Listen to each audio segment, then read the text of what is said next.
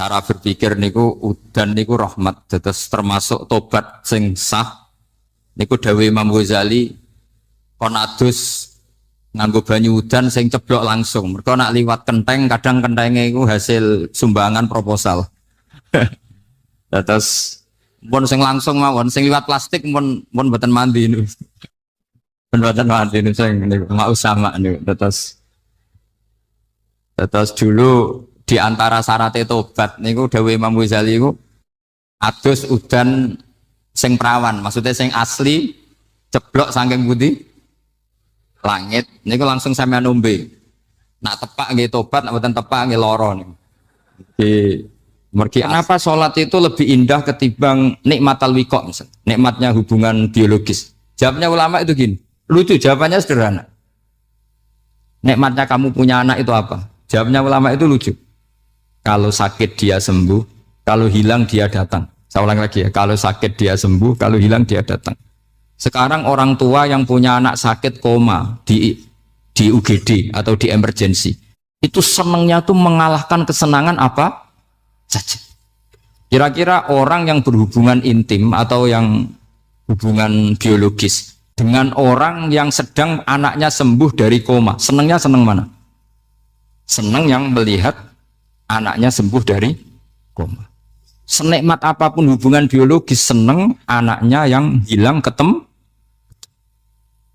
Nah, kalau anak ketemu saja orang seseneng itu, apalagi kita di surga, ketemu zat yang lama kita sembah, yang lama kita rindukan, yang lama kita rindu, kemudian ketemu di surga, maka tidak ada artinya surga tanpa melihat Allah Subhanahu wa Ta'ala. Memang harus dijelaskan secara rohani. Akhirnya orang ngerti bahwa nikmat tertinggi di surga adalah melihat Allah Subhanahu wa Ta'ala. Karena kalau anak-anak muda mungkin protes, ya enggak, ya enak kumpul sama widadari gini-gini. Oh itu kan yang trauma bojone jelek gitu.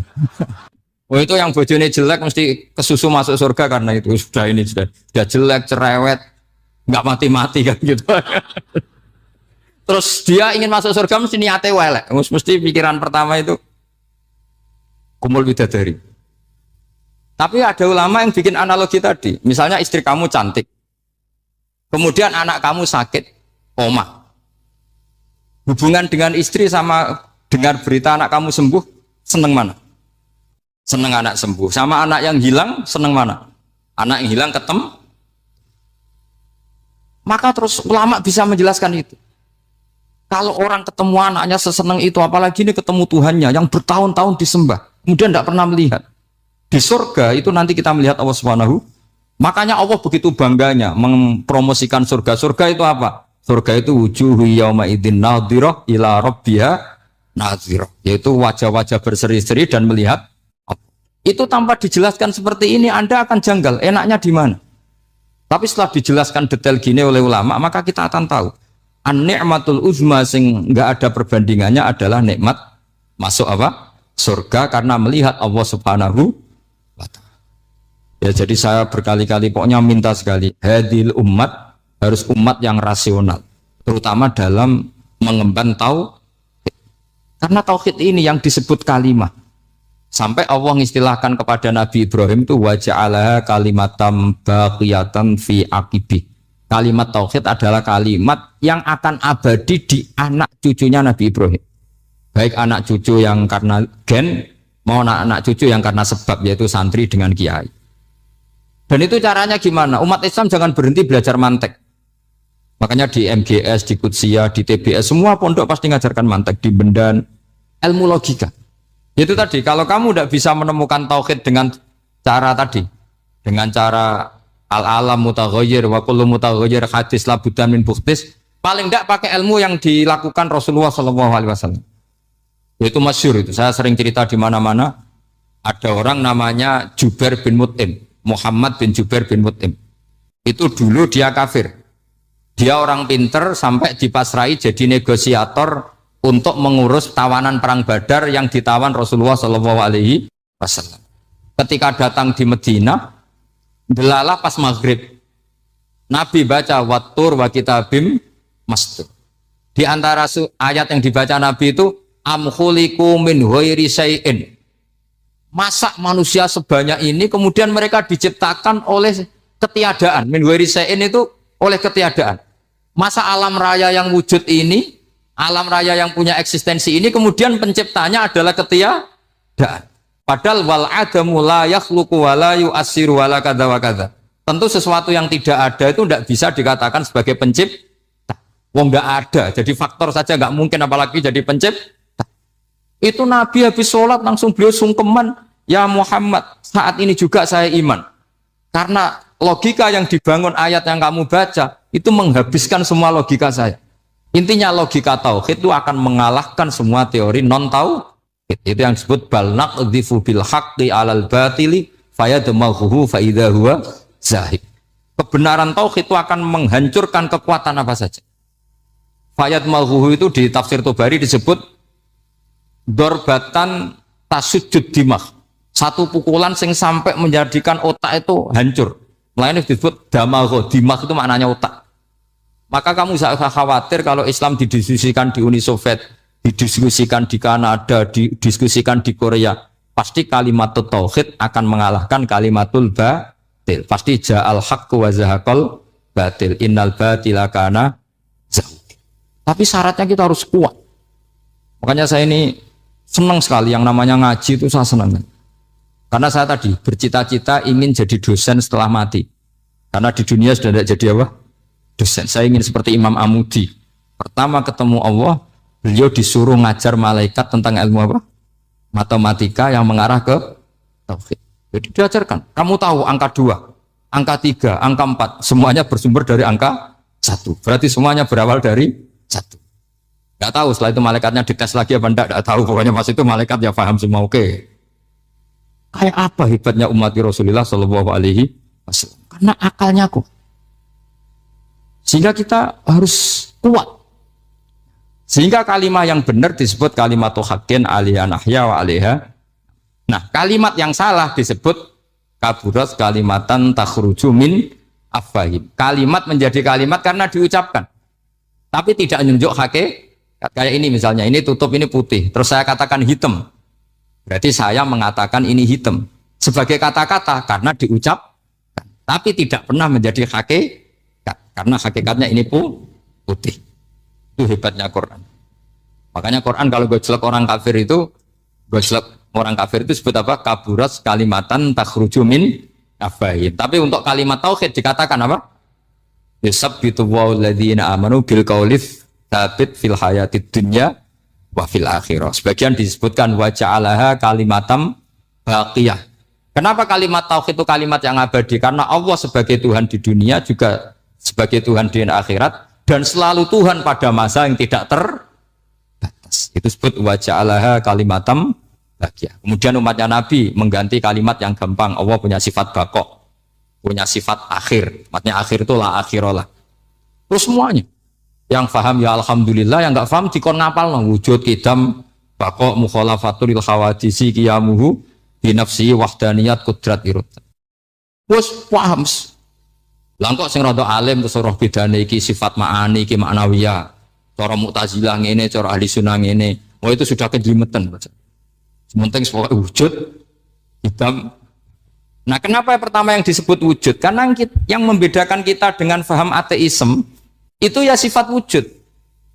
Yaitu mereka mengatakan alam raya ini dimulai dari ketiadaan. Wah, itu akal mana saja itu nggak bisa nerima. Masa ketiadaan menciptakan sesuatu yang ada. Maka kata Ibnu Hajar al-Asqalani ketika mentafsirkan mensarai hadis salasun mangkunna fihi wajata halawatal iman. 3 hal ini kalau kamu faham maka menemukan manisnya iman. Manis itu enak. Terus kata Ibnu Hajar al-Asqalani, saya masih ingat betul dalam sarahnya Fathul Bari, wa yusamma inda ahlil aql, misalnya al-iltizat al-aqli. Agama ini mengajarkan kenyamanan cara berpikir. Coba kalau sampean seorang doktor atau seorang profesor atau seorang pinter, kemudian kamu dipaksa mengimani bahwa alam ini diciptakan oleh ketiadaan, itu bisa tidur gak? Oh, tidak bisa tidur. Sampean misalnya orang pinter, dididik di kampus atau dididik di pondok, alam ini yang wujud, yang menciptakan itu sesuatu yang tidak wujud. Kamu bisa tidur enggak kira-kira? Ini guru apa? Ini sarap ini. Mosok hadil maujudat khalaqahal adam, sesuatu yang wujud diciptakan ketika. Tapi agama ini membawa sesuatu yang menyenangkan untuk akal, yaitu hadhil maujudat khalaqaha wajibul wujud. Maujudat yang wujud ini diciptakan super maujud, yaitu oleh bahasa pondok disebut wajibul wujud. Kan terus seneng, wajar dong kalau sesuatu yang ada diciptakan oleh yang ada. Lah tentu ada pencipta, terus ada super, disebut wajibul wujud. Kan terus enak.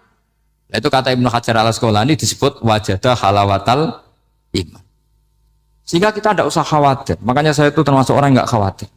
Apapun rusaknya dunia ini, kacaunya dunia ini, akan kalah dengan kalimatut tauhid.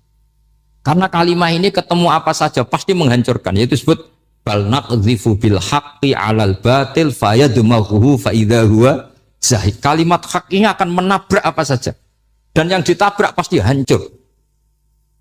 Makanya sama tidak usah khawatir, misalnya ada negara ateis di Cina, di Korea, kita yakin asal yang diteliti itu agama Islam pasti menang. Nah yang susah kalau yang diteliti orang Islam, itu susah. Karena yang copet kadang-kadang ya umat, apalagi di negara mayoritas Muslim, nanti copetnya, premannya, koruptornya semuanya beragama Islam. Makanya kita hanya punya pilihan dua itu, umat Islam dan Islam yang kumat itu dok. Kalau tidak umat Islam ya Islam yang umat. Tapi kalau kalimat tauhid itu kalimat yang aman, tak jamin 100%.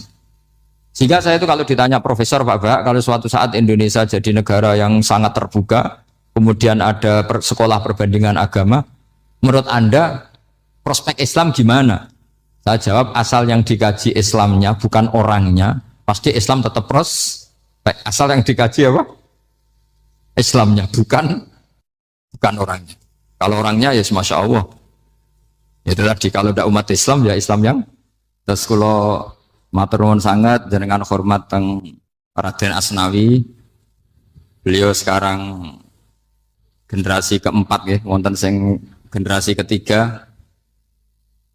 Nasab kula kepanggih Raden Asnawi teng Asnawi sepuh. Terus Raden Asnawi gada bah namine Abdullah Husnen, terus Ibu Ayu Sofia niku binti Asnawi sepuh. Kula buyut kula kandung damaran niku Hafsah binti Maksum bin Soleh bin Asnawi sepuh. Kenapa saya cerita zuriyah? Terus satu peradaban. Gini bahasa Indonesia mohon nggih. Sane gaul. Satu peradaban itu yang bisa bangun itu zuriyah. Zuriyah itu komunitas gen. Meskipun nanti komunitas gen itu bisa disadap atau dibajak oleh orang-orang yang tidak gen.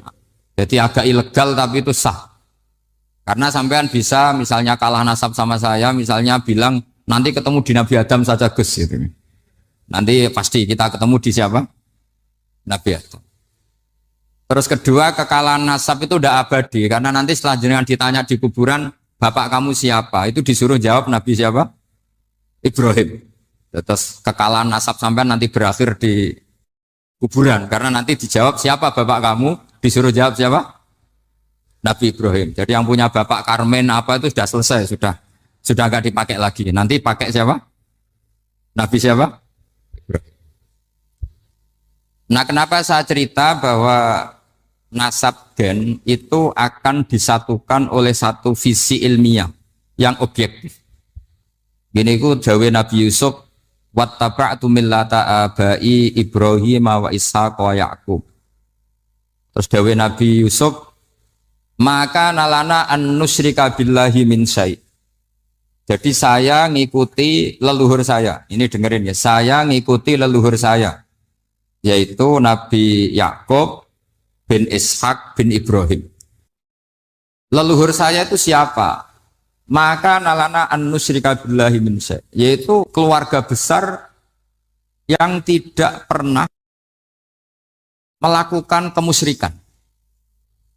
Ya, keluarga besar kami punya tradisi tidak pernah melakukan kemusyrikan. Dan bahkan itu dibahasakan tidak mungkin kita ini melakukan kemusyrikan. Maka nalana itu kira-kira kalau bahasa Indonesia itu kita ini tidak mungkin melakukan kemusyrikan. Nah, kenapa demikian? Itu berangkat dari logika yang permanen. Disebut yusabbitu Allahu alladziina aamanu bil qouli tsabiti fil hayatid dunya wa fil akhir. Logika permanen itu begini misalnya. Kita ini kan hidup dari bapak dari ibu terus sampai Nabi Adam. Kemudian setelah Nabi Adam ini berakhir, kemudian kita mau tidak mau berpikir Nabi Adam itu siapa? Terus diterangkan ternyata Nabi Adam itu satu makhluk hidup yang mulanya dari tanah. Lewat wahyu Allah, lewat titah Allah pun kemudian jadi manusia yang bernama Adam. Sebelum Adam ada bumi, ada langit, ada cakrawala macam-macam. Kemudian itu kita rumuskan lagi, asal usulnya adalah tidak ada. Adamiyun makhdun. Akhirnya kita tahu bahwa alam raya ini diwujudkan setelah dari tidak ada. Nah tentu terus kita berpikir, dari tidak ada menjadi ada itu pasti penyebabnya adalah sesuatu yang ada. Nah yang ada itu disebut wajibil wujud. Karena wajibil wujud ini wujud sendiri, nggak ada saingannya. Karena Allahu wala syai'amahu, Allah ada dan tidak ada pesaingnya. Maka kita ini berpikir nggak mungkin ada kekuatan manapun yang menyamai Allah. Sehingga nggak ada Yesus mungkin menyamai Allah, nggak ada Fir'aun, nggak ada Lata, nggak ada Uzza. Makanya disebut maka nalana an nusyrika billahi min syai'. Kita ini tidak mungkin melakukan kemusyrikan. Sama nggak usah tanya saya, Gus, tapi orang menjadi musyrik itu kan mungkin. Jawabannya itu tetap nggak mungkin. Kemusyrikan itu satu teori yang nggak mungkin. Tapi kalau orang musyrik itu mungkin. Yang membawa kita beliau banyak ke Korea. Saya itu beli pesolatan tuh bukan 1 2 sampai 2 kerdus 3 kerdus. Itu mulai saya niai sampai sekarang. Tak bawa ke Sragen, ke Solo Tigo, termasuk tak bawa ke Korea. Jadi mungkin ya ini GR saya ngaji di sini itu barokahnya jualan pesolatan. Tapi bukan jualan yang cari laba enggak, karena tak gratiskan, tapi itu dagang akhirat lah kira-kira gitu. Jadi kalau saya masuk neraka kita era pantas wong bakul pesolatan kok masuk neraka gitu. Kayak itu enggak pantas itu. Karena saya termasuk orang ya yang cara berpikir itu optimis. Dulu di sini ada orang alim alama namanya Raden Asnawi. Terus kemudian sejarah agak berpolemik, ada yang mengatakan beliau itu muridnya Syekh Nawawi, ada yang mengatakan tidak. Apapun itu yang saya yakini adalah beliau ya saling istifadah lah, saling bermanfaat bagi Syekh Nawawi Banten. Saya punya catatan sejarah banyak tentang Raden Asnawi karena guru-guru kita itu akan ketemu di Syekh Nawawi Banten. Yaitu kita tahu misalnya saya ngaji Mbah Mun ngaji Mbah Zubair misalnya ngaji Syekh Fakih Mas Kumambang, ngaji Mbah Mahfud, terus ngaji Sayyid Abi Bakar Sato, terus ngaji Sayyid Zaini Dahlan. Kalau keluarga sini mungkin misalnya Gus Hafid, Mbah Niam, Mbah Zuhri, terus Raden Asnawi. Raden Asnawi kita tahu nikah dari istri mudanya Syekh Nawawi, yaitu Nyai Hamdana. Saya sering diceritani Mbah Mun, terus Nyai Hamdana punya anak yang namanya Zuhriyah dari Syekh Nawawi. Kemudian setelah dinikahi Raden Asnawi punya anak namanya Zuhri, Minan, Niam, terus sampai ke Gus Hafid itu, Hafid bin Niam. Kenapa saya cerita ini? Karena kealiman itu adalah sesuatu yang dibanggakan Allah. Imam Amudi itu ulama ahli matematika. Jadi ada ulama itu ahli matematika. Dia nggak pernah ngajarkan pesolatan, zakat, sholat, tapi dia ngajar matematika.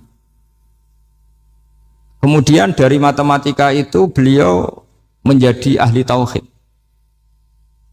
Sehingga nanti Mungkar Nakir itu nggak akan tanya dia marrobuka wa manabuka, karena dia punya rencana. Yang ngajar tauhid itu saya, kata. Jadi kalau dia akan marrobuka, pangeran kamu itu siapa? Malaikat malah dilawan. Kamu pernah ngajar tauhid? Saya ini guru tauhid. Singkat cerita, saking keramatnya Imam Amudi, kata Allah, ya Amudi, presentasikan ilmu tauhid yang lewat jalur matematika ke semua malaikat saya. Semua malaikat saya tahu cara berpikir matematis. Karena malaikat itu imannya itu iman mauhibah, karena dia malaikat, ya iman karena tahu neraka, tahu surga, terus dia iman. Kalau kita enggak, kita iman tuh pakai logika, jadi lebih keren. Loh betul. Malaikat itu ketika bangga, ya Allah, apa ada orang yang imannya di atas kita? Jawabnya Allah ada. Siapa? Ya orang-orang kudus, kata Allah. Kira-kira gitu. Kenapa? Ya betul. Karena kamu iman saya itu wajar, kamu tahu saya, tapi mereka nggak tahu saya tapi iman. Kenapa bisa iman ya Allah? Karena mereka punya logika, punya akal.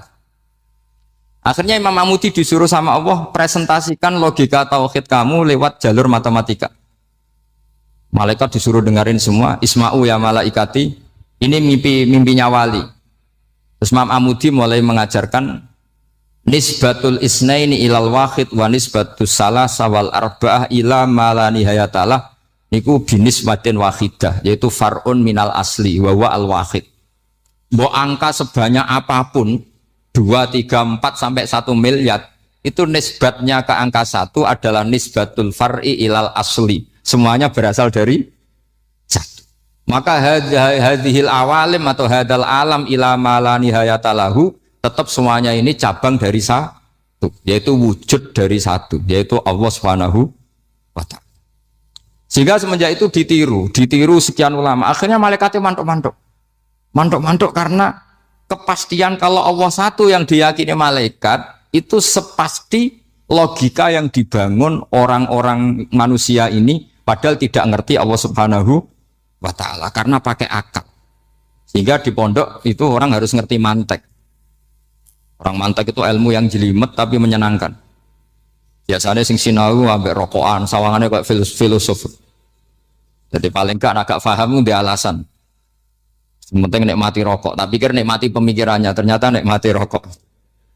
Kayak kemarin saya datang ke resepsinya Gus Agil, saya itu tertawa terus karena dengerin Habib Mutahar. Saya membaca bahayanya rokok. Setelah tahu bahayanya, saya berhenti membaca. Tak pikir itu kan setelah tahu bahayanya saya berhenti merokok. Ternyata enggak. Saya baca bahayanya apa? Merokok. Setelah saya baca, maka saya berhenti membaca. Gitu. Bukan berhenti merokok. Itu ilmu kelas tinggi seperti itu harus mantap. Pernah beliau ditegur dokter, Beb, kalau rokok terus nanti mati. Tenang saja, saya masih bawa korek. Dikira itu kan orangnya yang mati, ternyata beliau enteng saja. Santai aja dok, saya masih bawa korek. Jadi saya bukan nyarankan santai rokok, tapi orang rokok itu memang punya logikanya sendiri. Kalau Banafek Hajen itu masih pernah bahas saya juga. Karena Banafek juga turunan Mbah Mutamakin. Hak, rokok itu haram tau ora? Nak cara kula darani haram sebuti bah. Lah iya, nak haram ya bener aku. Mulane tak obong, barang haram apike diobong. Jadi saya tuh saya sama orang-orang sepuh itu tidak pernah menang. Jadi apa ya? Mereka itu orang yang sudah lama gimana ya? Mau dikatakan bulat itu ya, tapi memang nggak pernah kalah mereka. Ada satu kiai, masih misalnya Banafek. Ini rokok 2 katanya. Bagi yang nggak ngerokok berarti membiarkan 2 haram masih. Bagi yang merokok berarti mengurangi haram. Kalah lagi ya. Jadi saya tuh pernah dibully 2 mbah saya. Karena 2 mbah saya ini rokok semua. Akhirnya saya sing nom ngalah gitu. Karena saya tidak mungkin bilang sing waras ngalah karena kalah sepuh gitu. Jadi ya sudah, mau tidak mau harus bilang sing nom. Tapi yang penting itu kita mendengar. Jadi ternyata sepinter-pinternya kita itu mesti kalah pinter sama yang sepuh-sepuh itu. Jadi kalau tahu bahayanya rokok lewat membaca ya harus berhenti merokok. Berhenti membaca katanya. Nah malaikat ini cerita lagi malaikat. Saya memang dari awal niat hormat Raden Asnawi karena buyut-buyut beliau itu ketemu di buyut saya. Saya ini turunan Mbak Asnawi sepuh. Terus cuma buyut saya itu nikah Lasem, terus saya keceluk cucunya keluarga Lasem. Sebetulnya saya juga cucu Kudus.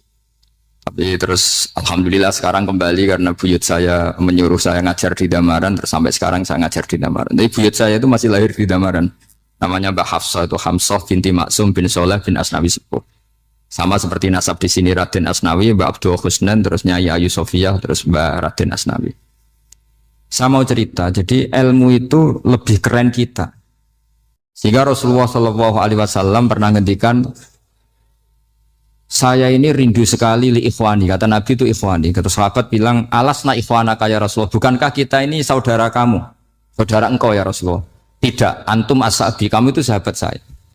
Siapa teman-teman kamu itu ya Rasulullah? Yaitu kaumun yang tidak melihat saya, kemudian iman kepada saya.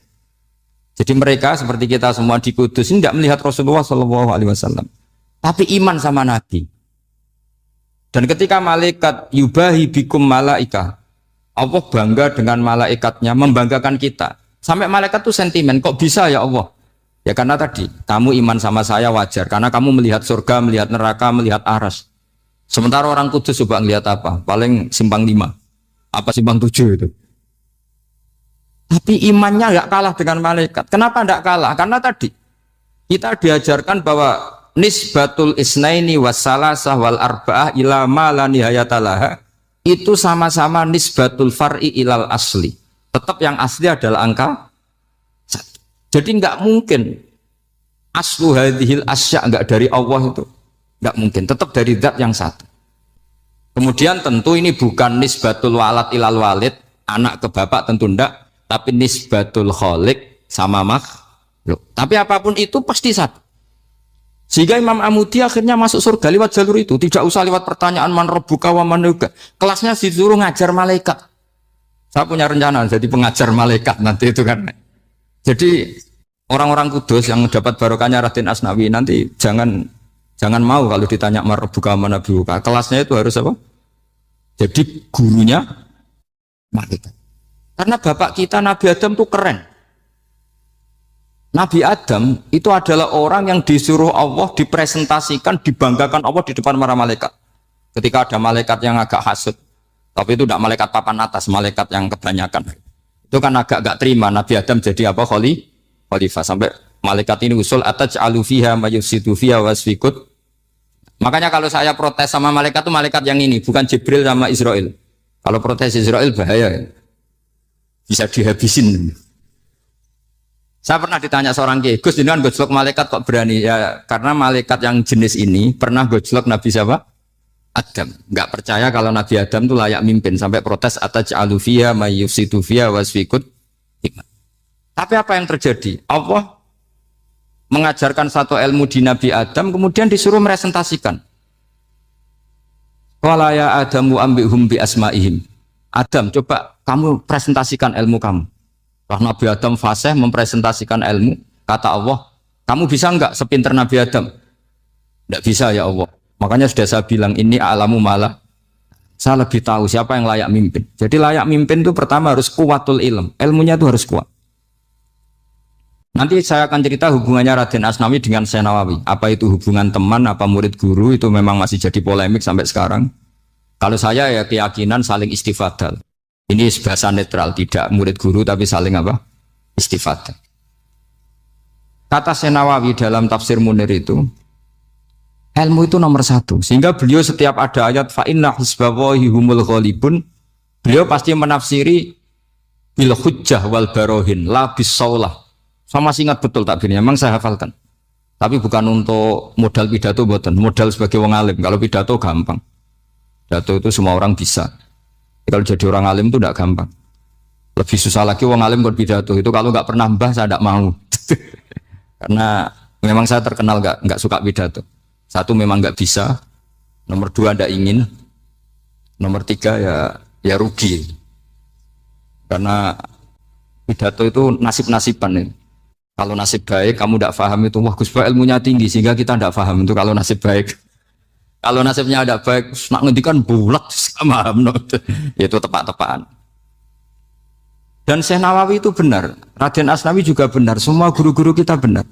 Karena agama ini sebetulnya bukan masalah negara, tapi masalah logika yang sehat.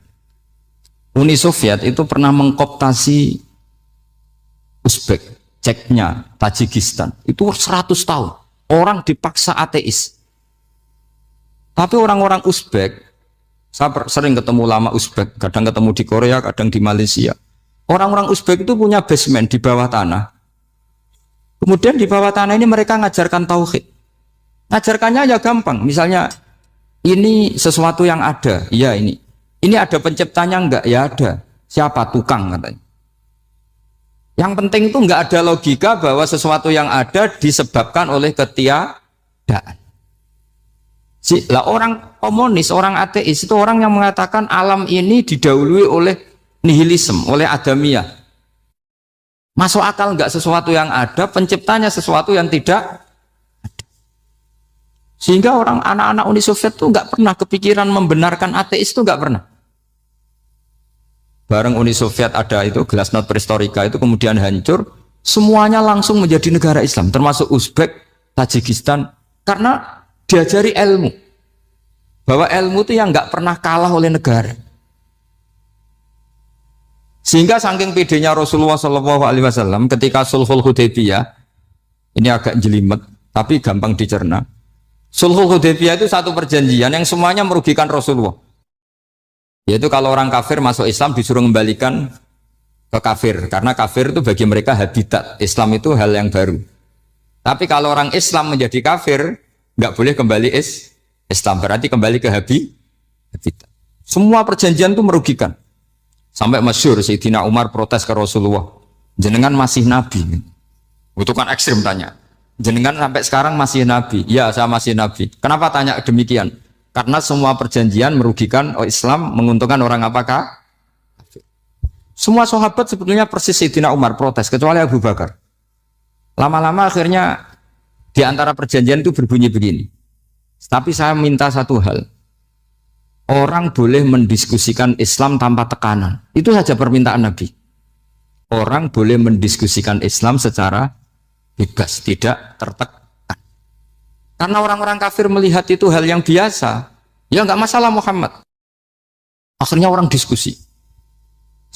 Islam itu apa sih? Islam itu orang yang menuhankan Allah. Allah itu siapa? Zat yang menciptakan langit dan bumi. Lama-lama orang kafir berpikir, wah keren, Tuhannya Muhammad bisa bikin langit dan bumi. Nggak kayak Tuhan kita, malah kita yang bikin. Jadi mulai debat itu mulai, terus ada yang cerita lagi. Saya pernah loh nyembah Lata, pas itu dikencingi luwak. Masa ailahun ya bulu ali sa'laban, masa Tuhan kok dikencingi luwak? Yang agak-agak ahli kitab ya diskusi lagi. Wah kayaknya Yesus tidak Tuhan. Masa Tuhan kok kelaparan, lemes, wah repot nanti. Jadi makanya Allah ketika gojlok wa ummuhu siddiqah kana yakulani to'am. Mal masih ibnu Maryam illa rasul qad khalas min qablihir rusul wa ummuhu siddiqah kana yakulanit. Coba paradok enggak misalnya. Kamu didolani Nabi Isa terus ketok lemes. Kenapa Tuhan? Saya agak sakit keroi dulu. Kan enggak kebayang itu. Punya Tuhan yang sakit setelah makan sehat terus. Kan enggak kebayang seperti itu. Ketika Nabi punya konsep Tuhan, Tuhannya Muhammad itu siapa? Yaitu zat yang la awalalah, zat yang pertama. Lalu Tuhan itu siapa? Tuhan itu yang menciptakan langit bumi. Tuhan itu siapa? Yang memulai segalanya. Lama-lama mereka berpikir, wah kalau gitu yang benar itu Islam. Maka kata Imam Zuhri, Syihabuddin Az-Zuhri, famaka nafathun fil islami a'zoma min sulhil Hudaybiyah. Innamaka nasu yatafaduluna fil hadis wal munaza'ah. Semua teks riwayat itu ada kata wal munaza'ah. Orang bebas ngomong dan berdebat. Munaza'ah itu berdebat. Terus akhirnya falam yatakallam ahadun bil islami yaqilu syai'an illa dakhala fihi. Kemudian setelah berdebat dan mereka tahu Islam pasti akhirnya masuk. Dan itu yang sekarang terjadi di dunia. Makanya saya pernah ditanya seorang profesor, Gus, kalau di Jogja ada sekolah perbandingan agama, menurut Anda gimana? Asal itu tentang agama, enggak apa-apa. Tapi kalau yang dibandingkan umat Islam itu jangan. Karena nanti kalau di Indonesia kira-kira yang copet itu ditanya agamanya juga Islam, yang koruptor juga Islam. Jadi kalau yang dikaji Islamnya enggak apa-apa, tapi orangnya jangan kata saya. Karena yang bulat ya banyak, yang enggak sholat ya banyak. Tapi kalau Islamnya saja, misalnya adu konsep tentang Tuhan. Masyhur kita mungkin banyak yang melihat itu debatnya Stanley Fischer sama Ahmad Didat itu. Tuhan kamu siapa ini itu sama Didat cerita Tuhan saya itu lam yalid walam yulad walam yakul lahu kufuwan. Itu spontan ada seorang mahasiswi bilang sepertinya Tuhan Anda lebih menarik ya. Karena Tuhan Anda yang menciptakan langit bumi, yang Tuhan ini kok lahirnya sudah di bumi, masa lahir-lahir langsung jadi Tuhan. Jadi akhirnya falam yatakallam ahadun bil islam yaqilu syai'an illa dakhala fihi. Sehingga agama ini apa? Agama itu adalah kalimat tauhid. Kalimat itu apa? Logika yang terbangun. Nah, ketika logika itu terbangun maka disebut yusabbitu Allahu alladzina amanu bil qaulis tsabit fil hayatid dunya wa fil akhirah. Allah itu akan menetapkan satu kaul, satu presentasi ilmiah atau satu kesimpulan ilmiah. Yang kesimpulan itu nyata benarnya. Dan ini akan nyata terus baik di kehidupan dunia maupun kehidupan apa? Seperti Allah sebagai Tuhan. Itu akan nyata terus. Di dunia Allah ya Tuhan, nanti di akhirat juga Tuhan. Tapi Tuhan selain Allah, maka menjadi Tuhan ini nunggu ada yang menuhankan. Misalnya Fir'aun, itu jadi Tuhan karena ada yang menuhankan. Sekali dia mati, dia sudah aset wisata, bukan Tuhan lagi. Makanya gejolokannya orang ulama Arab, kalau ketemu ulama Mesir, kalau gejolokan itu lucu. Orang Arab, ada Abu Jahal, Abu Lahab, penggaweane ngusir Nabi. Gitu. Itu gejolokannya ulama Mesir. Kata ulama Arab, kamu gayanya benci Fir'aun, tapi rizki kamu dari wisata melihat Fir'aun. Itu gejolokan. Gejolokannya ulama Arab sama ulama Mesir. Sehingga agama ini mengajarkan apa? Satu kalimat. Makanya kamu harus belajar mantek. Dulu Raden Asnawi ya pengajar mantek. Dulu buyut saya di sini Mbah Fauzan, abahnya Mbah Pah itu, mbahnya itu juga pengajar mantek. Karena di antara yang diceritakan Allah itu wa ja'alaha kalimatam baqiyatan fi aqibih. Tugas utama Nabi Ibrahim adalah menjadikan satu logika. Kalimah itu logika. Itu menjadi logika yang abadi. Baqiyah itu abadi. Fi aqibih di anak turunnya Nabi Ibrahim. Misalnya begini, saya beri contoh ya. Misalnya saya mengatakan teh ini hitam, itu menjadi kalimah karena diucapkan, tapi tidak menunjuk hakikat karena tehnya berwarna apa? Kuning. Sehingga Quran kalau menyalahkan orang kafir itu ngendikannya kaburas kalimatan takhruju min afwahihim. Omongannya orang kafir itu menjadi kalimat karena diucapkan dari mulutnya. Kenapa menjadi kalimat? Karena diucapkan tapi tidak menunjuk hakikat. Seperti orang mengatakan 2 ditambah 2 itu 10. Itu kalimat, tapi kalimat yang salah. Karena tidak menunjuk hakikat. Seperti orang kafir mengatakan Tuhan itu 3. Itu kalimat karena diucapkan, tapi tidak menunjuk hakikat. Tapi ketika seseorang mengatakan Allah itu Tuhan, Tuhan itu satu, itu disebut kalimatu haqqin 'alaiha nahya wa 'alaiha namut. Kemudian tahlilannya wa 'alaiha apa wa biha? Wa 'alaiha apa wa biha? Wa 'alaiha ya ada yang tahlilan wa biha, itu enggak tahu sanadnya dari mana, pokoknya ada yang wa 'alaiha, ada yang biha. Kenapa dikatakan kalimat tauhid? Karena kalimat yang dari kesimpulan berpikir. Dan agama ini dibawa Nabi Ibrahim itu untuk membawa kalimat tauhid. Ciri utama kalimat tadi, kamu yakin seyakin-yakinnya bahwa nisbatul snaini wassalasah wal arba'ah ila ma la nihayata laha itu kanisbatis snaini ilal wahid, yaitu semuanya far'un minal asli. Aslinya adalah wahid. Sehingga di kitab, saya pernah ngaji Mbah Mun, namanya kitab Al-Husunul Hamidiyah. Itu dikarang oleh ulama-ulama sekarang, itu diajarkan di MGS. Ini mbah-mbahnya Gus Akil, pendirinya madrasah MGS. Itu ada gambarnya di situ. Di situ ada gambar piramida, ada gambar hewan, ada gambar pohon. Kata yang ngarang, gambar sedetail ini, sejelimet ini dimulai dari nuktah wahidah. Tetap dimulai dari satu titik. Dan ini disebut nuktatil wujud. Jadi bahwa orang kudus sebanyak ini tetap dimulai dari satu orang, yaitu Adam. Adam dimulai dari ketiadaan. Lalu siapa al-mujid? Pewujudnya siapa? Hanya Allah Subhanahu wa ta'ala. Sehingga ulama-ulama termasuk Syekh Nawawi itu paling suka ngendikan semua makna Quran dikumpulkan di Fatihah, Fatihah dikumpulkan di Bismillah, Bismillah dikumpulkan di ba, karena di ba itu ada titik nukdotil wujud, yaitu disingkat bi kana makana wa bi yakunu ma yakun. Karena saya, kata Allah, semuanya akan ada, dan karena saya yang enggak ada, semuanya suatu saat disebut nukdotil wujud. Nah, kita meyakini kalau Allah satu itu siyakin-yakinnya, karena nggak mungkin angka nggak dimulai dari angka satu. Begitu juga gambar seapapun julumete. Misalnya sampean gambar zaman saya kecil, gambar paling favorit itu apa, kambing bertarung. Itu gambarnya kan susah. Daripada gambar kambing bertarung susah terus dibikin kotak saja, tembok. Kalau tanya gurunya, gambarnya mana? Di belakang tembok, Bu. Ini itu dulu saya diwarai anak-anak nakal ya. Berarti semua satu gambar itu disuruh gambar harimau, yang satu disuruh gambar kambing bentrok, yang satu disuruh gambar matahari, semuanya kotak semua. Ini itu Bu, gambarnya di belakang apa? Tembok. Maka nggak kelihatan kata sih. Jadi gurunya kalah cerdas. Dan guru itu sebenarnya nggak pernah menang, karena murid itu lebih pinter.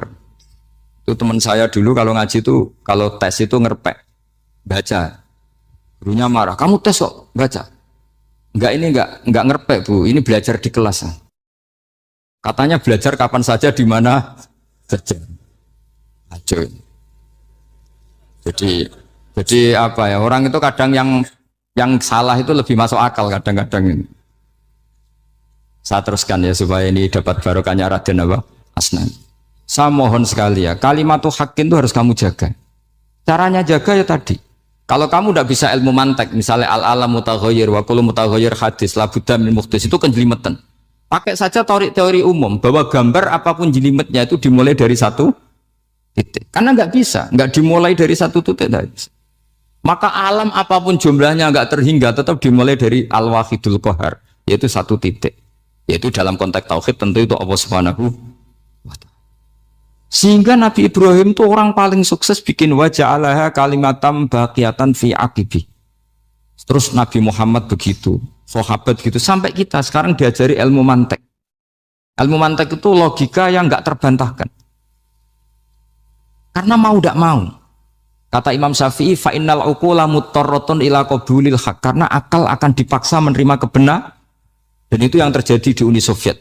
Dikooptasi 100 tahun untuk berfaham ateis, dilawan oleh ilmu, tetap menanamkan ilmu tauhid, ilmu mantek.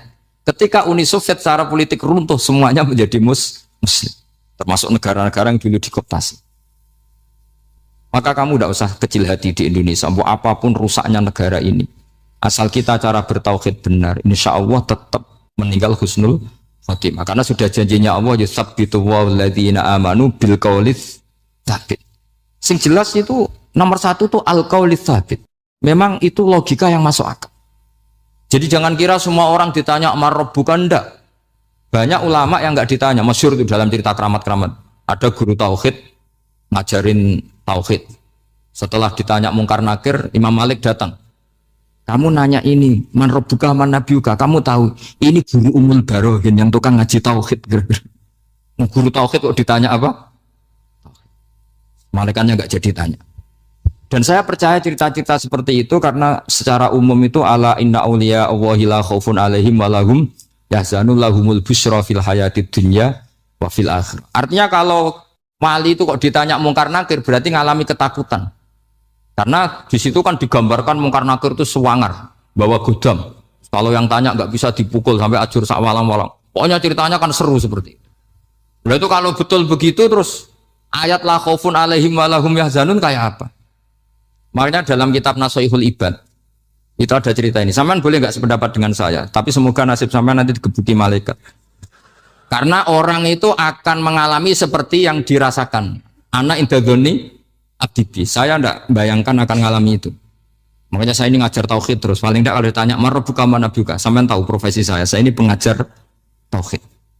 Dan biji saya 9. Dulu saya di MGS, kalau ada teman bijinya tauhid kok 4, segala ahli swarga, tauhidnya jeblok. Dari kalau bijinya 4 segala ahli swarga, tauhidnya apa? Jeblok. Tapi yang bijinya 9, oh ya ahli swarga, tauhidnya itu saya dulu bijinya 9. Terus 9 terus sampai tamat. Karena nggak ada biji 10. Karena kalau 10 itu kan terlalu sempurna, nggak baik lah manusia kok sempurna gitu. Jadi udah 9 aja kan. Tapi sebetulnya pantasnya ya dapat 10. Bemergo saake, bemergo tenan enggak tahu saya. Di Nashihul Ibad itu ada cerita gini dan saya percaya itu. Di sarahnya itu. juga di Sarah apa itu yang di Sarah Isen Nawawi itu. Pokoknya saya kalau ingat Raden Asnawi pasti ingat Senawawi. Saya tidak memastikan apa murid guru apa saling istifadah, yang jelas itu teman dekat, teman fil ilm. Sayyidina Ali itu pernah minta kasaf sama Allah. Saya percaya tidak semua orang ngalami marab juga ditanya itu.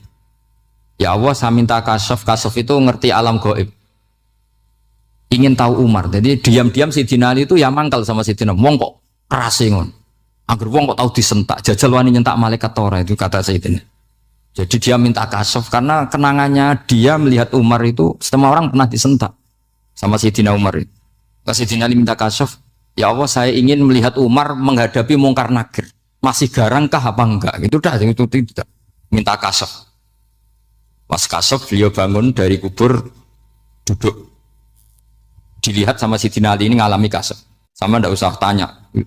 Enggak wali kok tanya. Ya sudah pokoknya percaya aja. Akhirnya malaikat Mungkar Nakir datang. Itu di situ digambarkan matanya itu kalkidril mughalla, kayak apa itu panci yang dibakar. Wah, soalnya seru. Semua nang Sayyidina Ali. Baru ini kamu akan takut gitu. Tapi ternyata enggak. Umar bangkit disentak orang dua itu. Kamu tahu menghadapi siapa? Yang sopan. Sontak. Kaget malaikatnya itu karena enggak pernah ngalami disentak. Mungkin itu pertama. Kaget. Memangnya kamu siapa? Saya ini teman kekasih Tuhanmu. Saya yang diandalkan temannya sebenarnya bukan dia. Ana sohibu habibillah. Saya ini temannya kekasihnya Allah. Jadi dia mengandalkan temannya sebetulnya bukan mengandalkan dirinya. Oh, kamu temannya Nabi Muhammad? Iya, saya Umar, temannya Nabi Muhammad. Kamu harus hormat sama temannya kekasih Allah. Terus mulai itu. Akhirnya matur Allah. Ya Allah, apakah prosedur seperti ini bisa dinego? Sama Allah. Oh iya katanya. Kamu kalau menghadapi kekasih saya jangan seperti itu katanya. Semenjak itu beliau sopan santun, dua Mungkar Nakir itu. Jadi ini berita gembira. Jadi sebetulnya itu enggak. Tapi kita ini kan enggak punya nyali nyentak Mungkar Nakir. Semoga dengan gelar kita doktor tafsir, doktor tauhid gitu. Atau paling enggak guru kutsiyah tauhid gitu. Atau siswa terbaik dalam materi tauhid. Itu harus kamu bawa status. Jadi jika nanti ini saya ranking 1 tauhid, masa masih ditanya marbuka waman nabi. Dan itu menurut saya sah.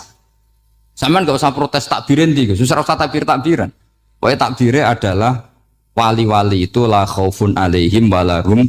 Ya, mereka tidak akan mengalami ketakutan baik kehidupan dunia maupun kehidupan akhir. Bahkan para malaikat itu mengatakan ke wali-wali nahnu auliyaukum fil hayatid dunya wa fil akhir. Kita ini teman kamu, saudara kamu, mitra kamu. Masa mitra kok nutui itu kan nggak fair. Dan menurut saya paling efektif itu apa? Kamu harus punya rumus tauhid kayak Imam Amudi menemukan Tuhan. Imam Amudi itu menemukan Allah itu lewat ilmu matematika. Dan itu Allah saking senengnya disuruh ngajari para malaikat. Wa ya malaikati isma'u. Kamu harus mendengar, ini orang alim saya yang ahli matematika. Tapi justru itu ngerti bahwa asal usul alam itu minal wahidil qahar. Dari zat yang satu. Akhirnya Imam Amudi mulai ngajar tuh. Nisbatus naini wassalah sawal arba'a ila mana nihayatalaha iku kabeh iku far'ul wahid. Akhirnya malaikat mantuk-mantuk. Nah, iman seperti itu akan setingkat keyakinannya dan keakurasiannya sama dengan imannya para malaikat. Makanya Nabi ngendikan tubaliman amanabi walam yaroni. Sebagian riwayat disebut sab amarot. Nabi ngendikan sampai 7 kali. Benar-benar keren orang yang tidak melihat saya kemudian iman kepada apa yang bisa menemukan itu? Hanya misalnya contoh paling gampang ya yang dialami para ulama. Ya saya ulang lagi yang dialami para ulama.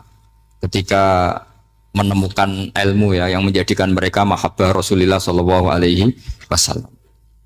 Nabi itu paling suka itu sholat. Nabi itu paling senang sama sholat. Wa qurratu aini fi sholat. Terus beliau ngendikan as-sholatu imaduddin. Terus beliau kalau muji sholat itu sundul langit.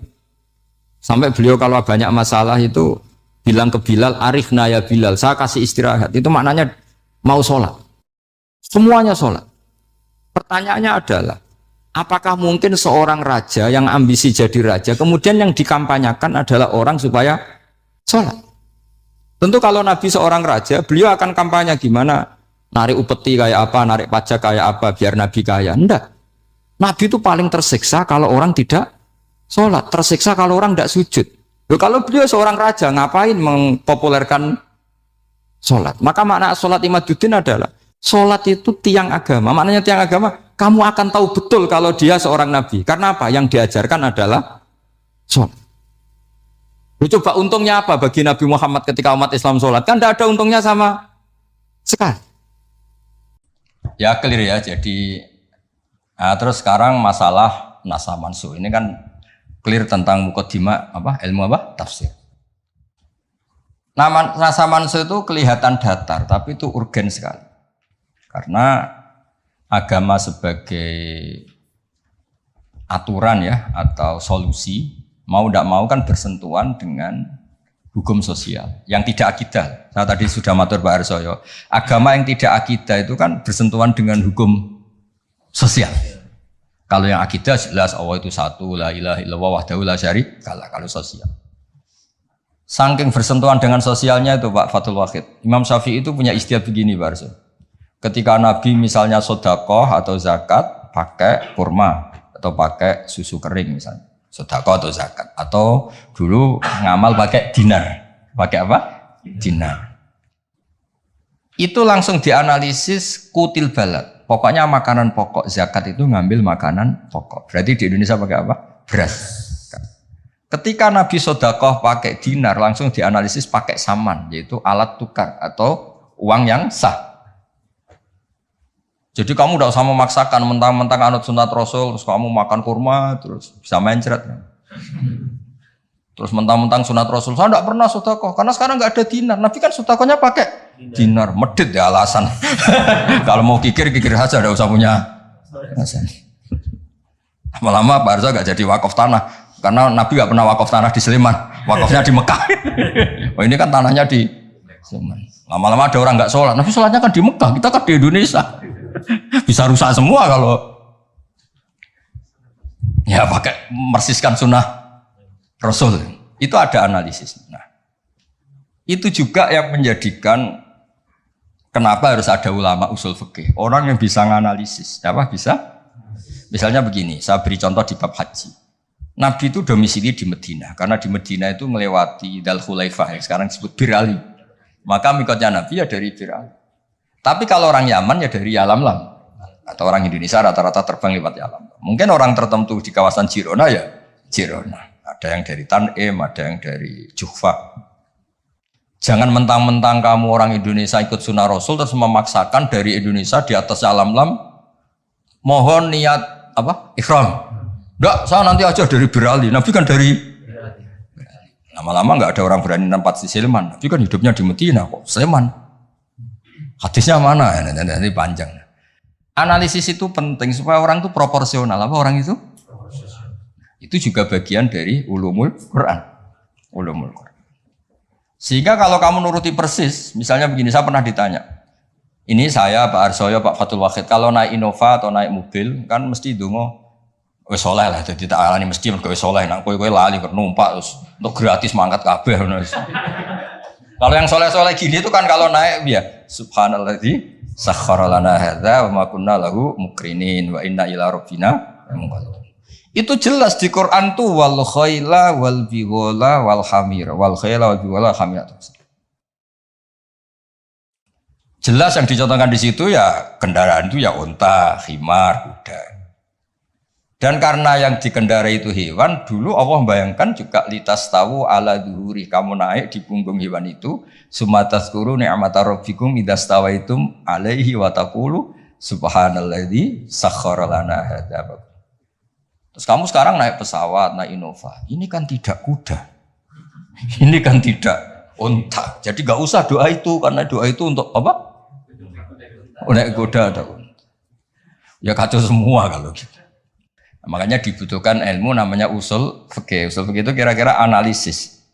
Yang dilakukan Nabi itu jenis ubudiyah mahdhah sehingga nggak bisa dinego, atau jenis produk sosial, atau jenis. Nah, kalau produk sosial ya tadi sudah musyawarah sama Pak Arsa tadi ya kontekstual atau kondisional namanya produk apa. Nanti lama-lama gini pakai mic jangan, Nabi dulu nggak pernah pakai Bid'ah itu ya, panjang nanti ceritanya panjang. Ya jadi seperti sekarang kembalikan asal mansuh. Kenapa saya terangkan ini dulu? Karena begini, ada ayat yang berlawanan 180 derajat sekalipun, kalau masih bisa dianalisis karena produk sosial, itu kategorinya tidak nasah mansuh. Kecuali sudah nggak bisa dianalisis pakai analisis tadi. Misalnya begini Pak saya. Ada ayat itu qatiluhum, kalau ketemu musuh itu beranikan kamu berani perang, duel. Tapi ada ayat fa'fu anhum wasfah, abaikan saja, maafkan saja. Dan sama-sama pernah terjadi, Nabi, sahabat dulu dipakai bal-balan Abu Jahal di Mekah, nggak melakukan perlawanan. Tapi setelah periode Madinah melakukan apa? Perlawanan. Kata banyak ulama, seperti itu golek anu bab nasaman golek ini. Seperti itu produk analisis. Ketika Nabi lemah dan jumlahnya baru 6, baru 10, kan nggak mungkin ada perintah boleh perang atau harus perang karena ini nggak realistis, apa? Nggak realistis. Sehingga ayat-ayat Makkiyah rata-rata ya produknya fa'fu anhum wasfa, maafkan saja, ya. Paham ya? Tapi ketika di Medina udah punya orang gagah berani, sahabat-sahabat Ansor jumlahnya besar, komunitasnya besar. Terus di bal-balan menengahnya kan ya lucu. Lucu kan? Lucu. Itu kan ada konteksnya, Pak. Ada konteks. Nah, kalau seperti itu maka nggak perlu dianggap ayat fa'fu anhum wasfah dinasah pakai ayat perang. Misalnya. Ya sama lah seperti pertama orang Indonesia didatangi Belanda nggak tahu apa-apa zaman agresi lah, zaman dulu agresi. Bisa apa? Terus banyak yang terpelajar, banyak ada yang bisa jadi pilot, tentara sudah terbentuk, kiai-kiai komunitasnya besar, ya melakukan apa? Perlawanan. Tapi nggak perlu kamu katakan perlawanan itu satu hal yang harus, karena ini Belanda penjajah. Daerah sekarang peradaban begini, kan yang ada kerjasama kan? Tapi dulu karena mereka datangnya musuhi, ya kan itu kan urusan kondisi, ya. Ya kondisional, nggak bisa disamaratakan, ya. Nah. Saya baca ya, masalah nasa mansuh itu. Nasa mansuh itu komentarnya harus persis seperti saya ini, itu baru benar. Kalau enggak, rapati benar. Ayat yang berlawanan tadi, jika konteksnya itu bisa dianalisis kondisional, maka masalahnya bukan nasa mansuh itu ralat hukum. Nah, kalau yang enggak kondisional kayak tadi, Nabi pernah menghadap Baitul Maqdis, terus dipindah ke Ka'bah. Sampai sekarang ya harus Ka'bah. Dulu iddah ketika orang ditinggal mati suaminya pernah iddah itu 1 tahun. Wasiyatan li azwajihim mata'an ilal hauli ghaira ikhraj. Berarti pernah iddah berapa? Setelah itu dinasah ya tarabbas nabi anfusihinna arba'ata asyuri wa asyra. Jadi 4 bulan 10 hari. Nah, itu nasaman soal karena nggak bisa dianalisis secara apa? Sosial. Ini kalau baca ya, yang bisa dianalisis secara sosial. Asalisu ma umira bihi li sababin summa yazulu sababu kal amri khina dhfi atau khina dhufi wal qillati bisabri wasafhi summa nusikha bi ijabil kital wa hadza fil haqiqati laisa naskhon. Apa laisa naskhon? Karena bisa dianalisis asal usulnya. Nah ini biar difoto itu apa ini? Mulai ini ma umira li sababin ini. Foto dulu nanti biar ada yang tanya. Nah sehingga kiai-kiai Jawa ketika meskipun ngaji Jalalain, ngaji kitab Jalalain, tafsir Jalalain, kan sering ada ayat misalnya lakum dinukum waliyadin, kadang sebagian dikomentari mansukhun bi ayatis saf atau bi ayatil kital. Itu kiai Jawa tidak ada yang ikut meskipun mereka baca kitab karena ngerti konteksnya apa? Ya, misalnya kita dulu ketika Jepang datang ke sini itu memang jajah ya kita bilang ada revolusi jihad, misalnya resolusi jihad, ada resolusi jihad.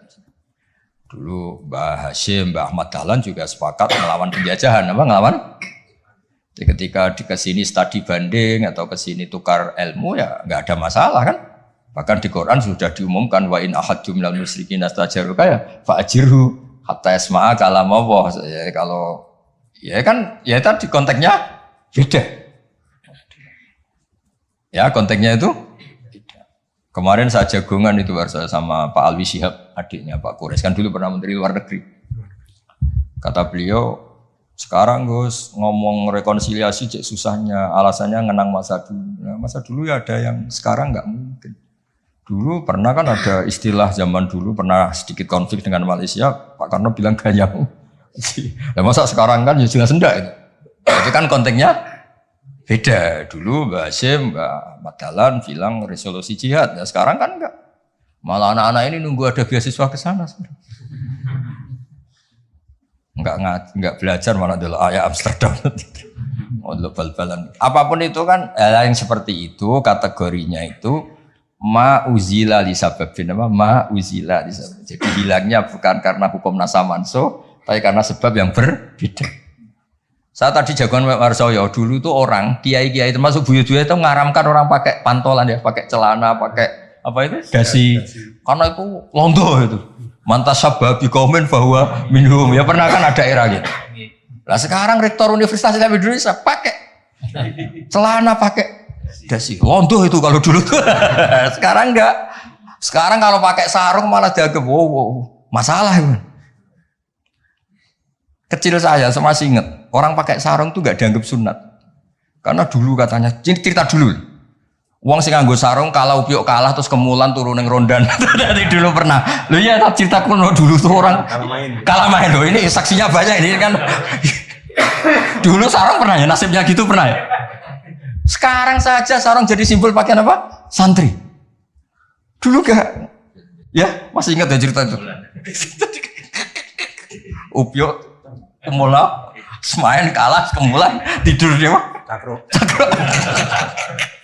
Ya terus jangan bilang, oh ini sarung simbol orang kalah apa? Main kalah judi gitu. Jangan, sekarang konteksnya beda. Nah itu gak perlu kamu analisis pakai nasa. Maksudnya kalau suatu saat Anda baca ayat yang konteks maknanya kok beda sama sekali, nggak langsung boleh dianalisis itu nasa langsung. Bisa aja konteksnya beda. Ya kira-kira gitu harusnya. Jadi di sini redaksinya ma'umira bihi li sababin summa yazulus sabab.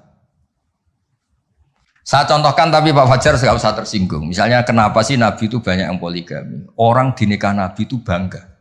Mertuanya ya bangga, iparnya ya bangga.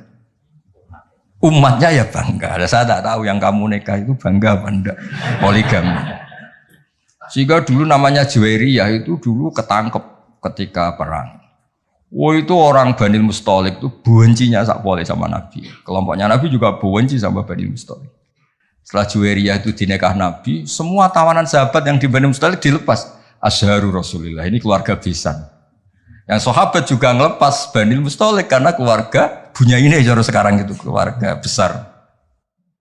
Nah, maksud saya cerita saja, ada usaha itu, gak usah cerita saja. Cerita aja cerita, maksudnya cerita. Kalau kamu poligami itu kira-kira istri kamu, mertua kamu, ipar kamu bangga apa? Nek. Maksud saya bukan masalah boleh tidaknya, kalau bolehnya boleh lelaki itu boleh nikah berapa? 4. Loh bukan berarti. Gak maksudnya kalau kamu merasa sunat-sunat banget itu perlu dipertanyakan di bolehnya boleh, tapi kalau merasa apa? Sunah-sunah banget itu konteksnya itu dong ya. Udah usah diterusin itu banyak yang nggak siap. Inginnya yang di belakang tuh kalau boleh boleh aja Gus, nggak usah catatan ya gitu. Ya sudah pokoknya ini ngaji rileks ya. Sekarang ini masih ada waktu 30 menit. Sekarang tentang mukjizat karena ini yang paling panjang itu tentang apa? Mukjizat. Saya sengaja saya letakkan di akhir.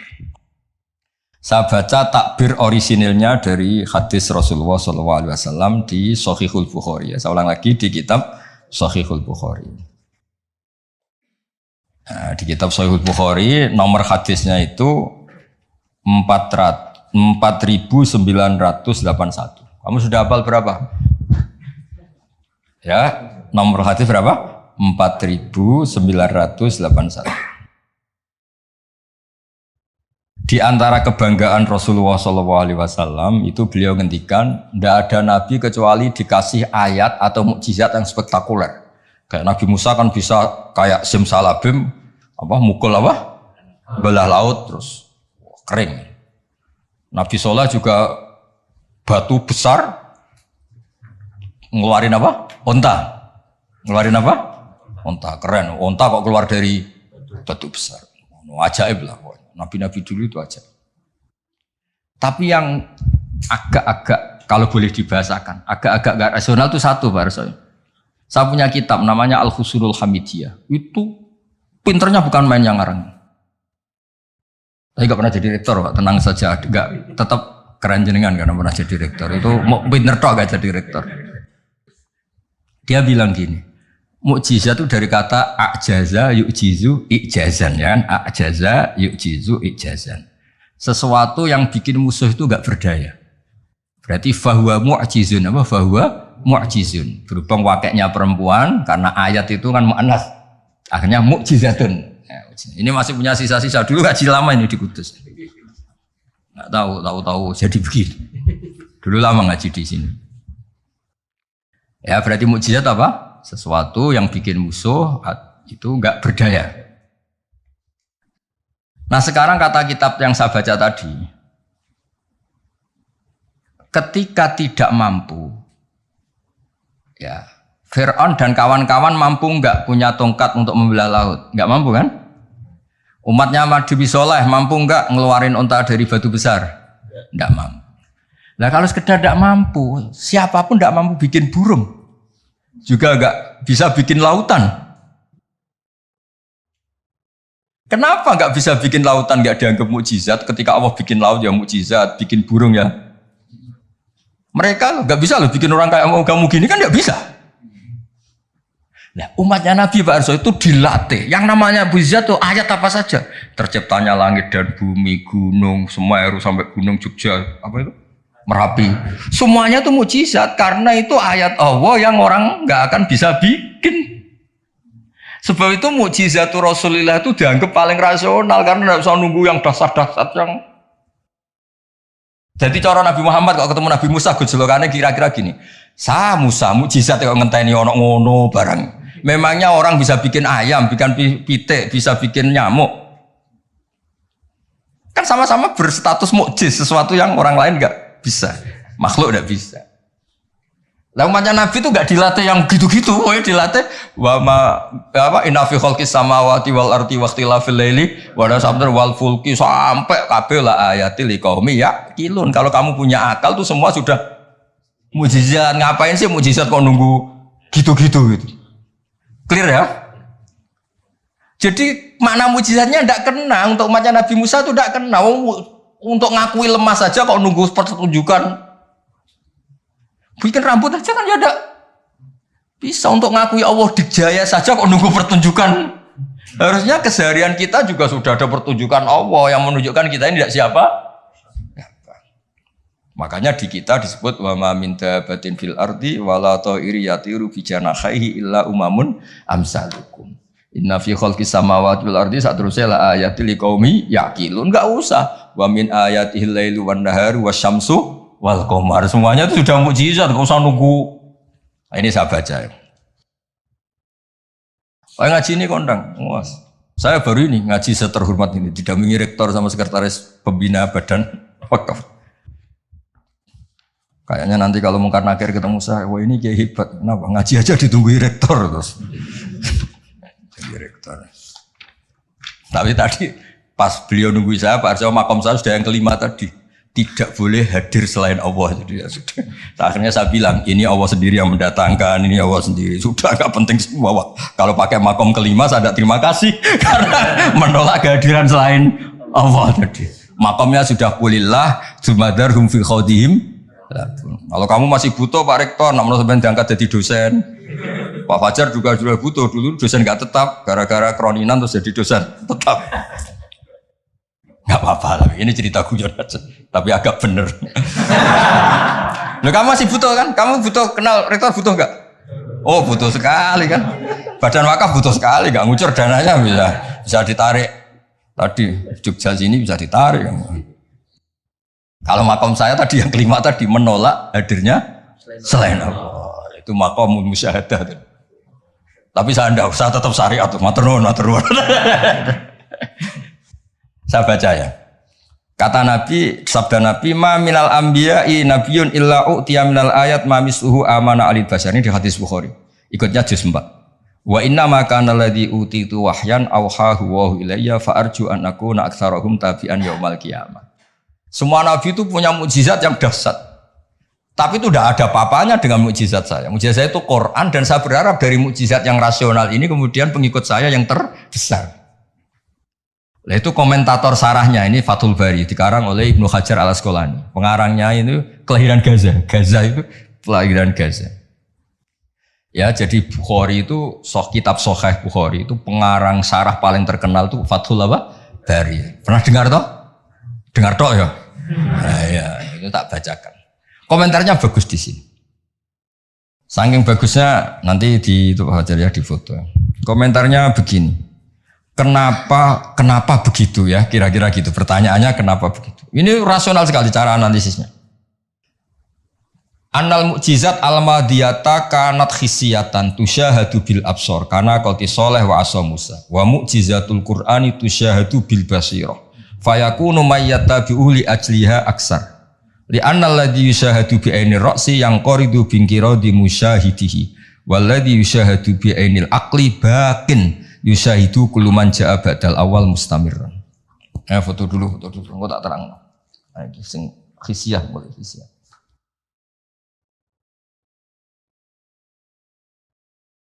Yang mulai ini annal mukjizat al-madiyah kana khisiyatan. Ya nanti jeda asar terus yang ngopi-ngopi dulu ya kira-kira jeda setengah jam atau 1 jam habis itu ngaji apa? Hadis. Sesuai namanya tafaqquh tafsir apa?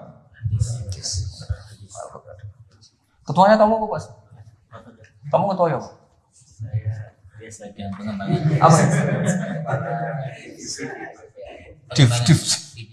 Divisi apa? Ini mau kamu Islamkan? Sudah Islam. Rono Sadili. Itu kali Imam Sadili masih sugeng, namanya dicatat nggak terima. Imam Sadili itu ganteng, kaya, alim. Itu Imam Sadili. Terus jadi toreko apa? Sadili. Yang ganteng, alim, kaya.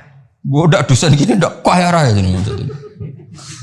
Enggak punya atasan. Ini atasannya banyak. Sama Pak Nanang aja kalah.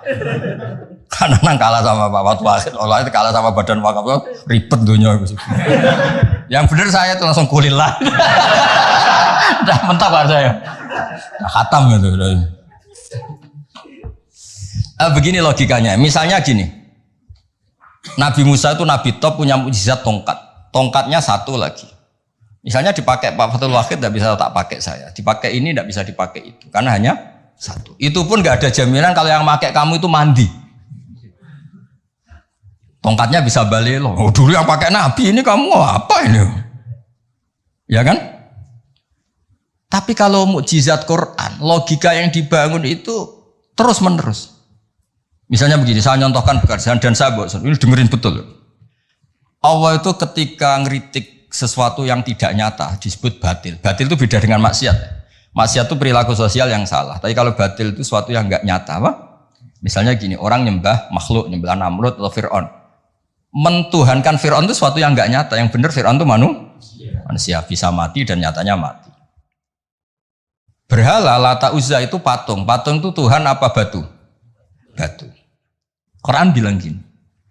Qul ja'al haqqu wa ma yubdi'ul batilu wa ma yu'id. Hak itu nyata dan batil itu tidak pernah memulai dirinya. Yubdi'u itu memulai dari kata bada'a. Bada'a ya beda'u, ikut wazan af'ala jadi abda'a yubdi'u. Kebatilan itu tidak bisa memulai dirinya sendiri. Pernah enggak 1 tambah 1 8? Enggak pernah kan? Nah, sekarang begini. Kemudian Islam yang datang dengan tauhid bahwa sesuatu dimulai dari angka 1. Terus misalnya dilawan, enggak lah. Yang pertama itu angka 2, yang pertama itu angka 3, yang pertama angka 4. Nyari pasarnya enggak bisa, pasar akal sehat enggak bisa. Sesuatu kok dimulai dari 4, dari 3, dari 2 itu nyarinya enggak ketemu apa? Karena barang batil atau tidak hak itu enggak pernah nyata. Makanya saya pernah ketika diminta Pak Arsoyo tausiah lah. Saya di Badan Wakaf saya pernah cerita Imam Amudi itu guru matematika. Ketika beliau meninggal, murid-muridnya janggal. Ini guru saya masuk surga enggak karena guru matematika. Kayak kamu jaga di Pak Rektor ini masuk surga enggak karena penggawean itu jegasinan celananan. Tapi ternyata semua itu demi apa? Islam. Ternyata Imam Mufti pas di alam roh itu, kamu nggak harus percaya cerita ini, bisa aja kamu nggak percaya. Gak penting maknanya, gak penting ceritanya, gak penting. Tapi sama Allah sama siapa takbirnya? Ya amuti istadilla bi wahdaniyati bi khadrati mal. Istadilla ala wahdaniyati bi khadrati malaikat. Karena malaikat itu udah komplain. Ternyata malaikat yang komplain kita tuh banyak. Malaikat ini ada di beberapa hadis. Ya Allah, apa ada orang yang imannya itu ngalahkan kita? Jawabnya Allah, ada manusia. Allah udah bilang ustadz, manusia. Manusia mukmin ya, kamu termasuk. Kok bisa ya? Malaikat selalu tanya, kok bisa? Kalau kita iman kan langsung melihat surga, neraka, aras. Jadi kalau kartu iman kita pasti lebih valid karena menyaksikan langsung. Nah, manusia kan enggak. Di dunia kan macam-macam. Ada dangdutan, ada macam-macam. Tapi ternyata imannya enggak tergoyahkan. Ternyata apa? Logika yang dibangun Imam Mufti itu, coba kamu terangkan kenapa manusia yang di dunia seiman itu kalau saya ini satu. Jawab Imam Mufti gampang, beliau nulis. Angka setelah 2, 3 sampai 1 miliar 1 triliun, nisbatu dzalika ilal wahid nisbatul far'i ilal asli. Angka itu 2, 1 miliar 1 triliun dibandingkan angka 1 semuanya tetap cabang, yang pokok itu 1. Keyakinan itu kan gak terbantahkan oleh Anda dan gak bisa digoyang kan? Mbok kon urip melarat, baulet tetap nak tauhid itu harga mati. Ya enggak. Akhirnya malaikat manduk-manduk. Cara Jawa mandek man imannya manusia agak tergoyahkan karena logikanya pakem. Bahwa angka 2, 3 ila mala nihayatallah sampai tidak terbatas. Nisbatu dzalika ilal wahid nisbatul far'i ilal asli. Kemudian setelah itu Imam Mufti gambar Pak Arso. Gambar sekenanya aja, bisa gambar gedung, gambar rumah, gambar mobil. Gambar apapun juga dimulai dari minuk toh wahidah, dari satu titik. Gambar itu baik, besar, elek, apik, tetap dimulai dari satu titik. Nah, makanya Quran dimulai dari Bismillah sebagai isyarat, semuanya dimulai dari nuqtatil wujud, yaitu Allah Subhanahu wa ta'ala. Nah, mukjizat ini yang dimiliki umatnya Rasulullah sallallahu alaihi wasallam. Misalnya kita bela Nabi itu poligami atau orang-orang soleh poligami, belanya gampang karena pakai rasional. Ngerumat orang satu apa? Ngerumat perempuan satu hukumnya apa? Baik kan? Ngerumat yang baik loh, maksudnya bukan ngerumat dok. Ngerumat perempuan satu yang baik hukumnya apa? Baik. Kalau 2 lebih baik, logika loh, udah usah dipraktekkan. Ini kan cerita orang baik, bukan cerita kamu, bukan. Orang baik ngerumat perempuan satu baik. Jadi apa? Baik. Rumah 2. Nah, sekarang tinggal waliannya. Kamu satu saja kamu terlantarkan orang satu dosa, orang 2 lebih dosa. Itu kan. Jadi meskipun Anda tidak berani poligami, membela bahwa kenapa sih nabi-nabi dulu poligami, gampang logik. Ya gitu. Tapi tidak harus kamu praktekkan. Kamu kan kamu gak orang baik gitu maksud saya. Tapi untuk membela secara rasional tuh gampang. Ya, orang baik ngerawat orang satu, baik ngerawat orang 2, dah ya. Sekarang yang kamu menerantarkan orang satu, dosa, 2, lebih dosa. Jelas ya. Jadi, makanya agama ini dibela sama Allah dengan status liqaumi yaqilun, liqaumi yatafakkarun. Gak usah pertunjukan kayak mujizat tadi, intinya agama ini tidak perlu pertunjukan Nabi Muhammad terus ngomong. Nah, kalau gitu kasihan kiai-kiai yang sekarang. Misalnya, saya percaya kalau kamu ketua DPI asal bisa terbang ke Mekah. Ya repot kalau.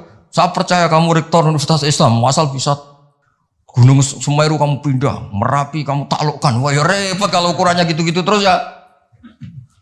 Cukup ukurannya pakai hukum sosial. Hukum sosial itu biye. Alladzina yunfikuna fis-sarra wadarra. Ketika kita longgar ya mudah sedekah, ketika susah pun mudah sedekah. Rumus yang kedua Pak, termasuk wal kadhiminal ghaidh. Coba sistem sosial itu yang menyelamatkan itu satu, wal kadhiminal ghaidh. Kalau emosi itu dikendalikan. Coba andaikan Pak Wahtul Wahid ketika jadi dosen, kalau emosi nabrak mahasiswa, kalau emosi nendang mahasiswa, enggak akan jadi rektor, di penjara. Berarti yang menyelamatkan karirnya apa? Wal kadhiminal ghaidh. Sebagian hadis menerangkan apa? La taghdab faradadamiran faqala la. Parso juga sama, nanti kan beliau dulu ketika sekedar dosen sudah nampari mahasiswa, nggak akan pernah jadi rektor, sudah di penjara. Saya jadi kiai meskipun kata orang banyak salim terus nuabo ikon langsung gagal jadi kiai. Artinya apa? Rumus sosial Quran dimulai yang penting kumpul sosial itu dermawan, yunfikuna fisarra wa darra. Terus hukum sosial lagi wal kadhiminal ghaidh. Kalau kecewa itu mudah memaafkan, bisa nyimpen wal afina. Coba semua tidak perceraian ya barokahnya wal afin mudah memaafkan. Kalau semua orang ngungkit-ngungkit yang enggak penting-penting, masalah semua kan satu Indonesia. Nah, aslinya gini, Islam tuh ngatur peradaban tuh logis saja. Saya kalau nyontohkan gini, kamu di Jakarta, merantau di Jakarta atau di Thailand atau di mana saja, dan Anda melakukan sama teman kamu yang kamu cari zaman berteman itu, kenangan kamu sebagai yunfikun, orang yang memberi, al yadul ulya khairum al yadis sufla. Mampir ku pede. Misalnya ku itu konco jenis Parmin di Jakarta atau di Thailand. Ketika kamu kenal di Kudus, kamu sering ngamal, kalau kecewa ya tidak main tampar. Kamu mampir pede ndak? Pede. Coba kalau kebalikannya, ketika Parmin di sini kamu tamparin, setelah itu kamu kikir, mau mampir itu gak ada pede. Ternyata aturan pede juga diatur. Ketika Quran memulai cerita orang baik apa? Alladzina yunfikun. Yunfikun itu yang melakukan infak. Hubungannya dengan orang lain itu kalau bisa memberi. Kalau enggak bisa, ya paling enggak ganggu. Makanya Nabi ngendikan izzat fima indana suhibbakan nas. Kalau kamu enggak tukang ganggu harta orang lain pasti disenangi manusia. Kamu didulani teman yang enggak akan pinjam motor kamu, mobil kamu kan tenang. Tapi kalau orang yang pelanggan minjem, waduh. Jadi intinya, andaikan peradaban itu dibangun begini kan enak. Contoh terakhir lagi mukjizatul Quran. Ada ayat walau kunta fadhdhan ghalidhal qalbi lan faddu min khawlik. Dimulai ayat fabima rahmatim minallah lintalak. Muhammad gara-gara kamu sayang sama umat, kamu bersikap lemah lembut. Dan andaikan kamu itu bersikap kasar, maka orang akan bubar. Lan faddu itu mesti bubar. Lanya li taukid, lan faddu mesti bubar.